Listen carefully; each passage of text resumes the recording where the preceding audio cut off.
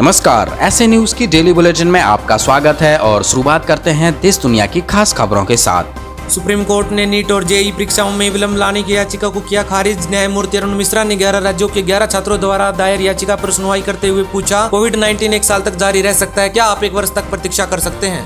Facebook India के public policy director ने social media पर आपत्तिजनक मैसेज और धमकियों को लेकर दर्ज करवाई पुलिस शिकायत। डायरेक्टर ने अपनी शिकायत में उल्लेख किया है कि मिली धमकियां हाल ही में वॉल स्ट्रीट जर्नल में प्रकाशित एक लेख के संबंध में है। भ्रष्टाचार का आलम यह है कि लूटपाट के मामले कोविड अस्पतालों तक भी पहुंचे। हैदराबाद के निजी अस्पतालों में 350 रुपए की पीपीई किट्स के लिए लिए जा रहे हैं 1500 रुपए।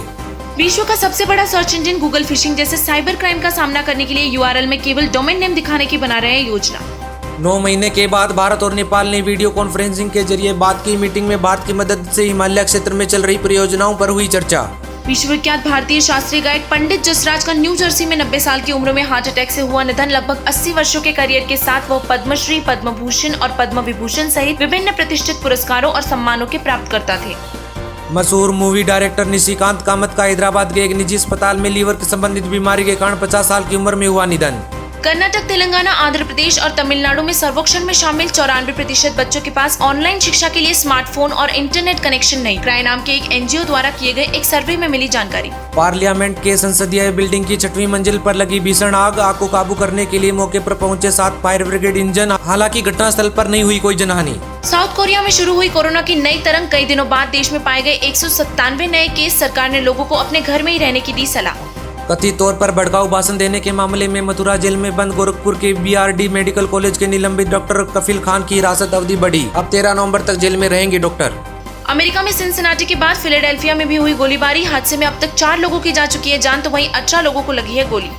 महाराष्ट्र के पालघर की एक केमिकल फैक्ट्री में हुआ भयानक धमाका। आग लगने से घटनास्थल पर एक शख्स ने गंवाई अपनी जान, वहीं 3 लोग हुए बुरी तरह से घायल।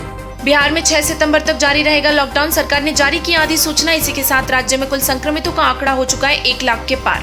कोरोना काल के बाद ब्रिटेन के बाद अब जापान भी आया आर्थिक मंदी की चपेट में। देश की जीडीपी में आई 27.8% की गिरावट। न्यूजीलैंड में कोरोना की नई तरंग शुरू होने के कारण 1 महीने के लिए टले हैं चुनाव। वहीं इटली में भी कोरोना के सैकड़ों नए मामले पाए जाने के बाद देश में फिर बंद हुए नाइट क्लब। कोरोना काल में मेडिकल साइंस के लिए पैदा हो चुकी है नई मुसीबत। डॉक्टरों के मुताबिक अधिकतर घर जा चुके कोरोना मरीजों में सांस लेने से लेकर स्ट्रोक तक आ रही है दिक्कत। असम में कुल संक्रमितों की संख्या में से 48% केसेस पिछले 16 दिन में आए सामने। अब राज्य में कुल संक्रमितों की संख्या हुई 77,000 के करीब। मणिपुर की विख्यात भारतीय बॉक्सर सरिता देवी को हुआ कोरोना। अपने पति के संक्रमित पाए जाने पर दोनों हुए कोविड सेंटर में क्वारंटीन। कोरोना काल में नागालैंड की मेडिकल स्थिति सुधारने के लिए राज्य में 62 करोड़ रुपए की लागत से वेंटिलेटर, मास्क, पीपीई किट्स और अन्य जरूरी चीजें खरीदकर राज्य में मेडिकल इंफ्रास्ट्रक्चर में लाया गया सुधार। सीएम निफ्यू रियो ने विधानसभा में राज्य की स्थिति की दी जानकारी।